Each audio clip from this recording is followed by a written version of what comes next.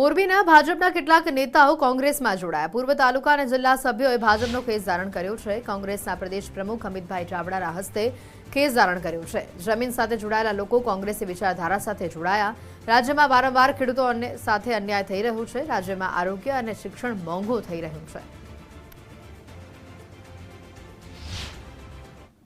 સત્તા માટે, કોઈ પદ માટે કે કોઈ પોતાની લાલચ માટે નહીં, પણ પ્રજાને જે તકલીફ થાય છે, અન્યાય થાય છે, જે ભેદભાવ થાય છે, એની સામે સત્તાની સામે પડી અને વિપક્ષમાં લોકો માટે લડવાની તૈયારી સાથે જોડાઈ રહ્યા છે એવા આપણા વરિષ્ઠ આગેવાન ભાઈ નાથુભાઈ, લાલજીભાઈ, ઉમેશભાઈ, રાજુભાઈ અને તમામ એમની સાથે જોડાયેલા આગેવાનો, કાર્યકરોનું કોંગ્રેસ પાર્ટીમાં હાર્દિક સ્વાગત કરીએ છીએ।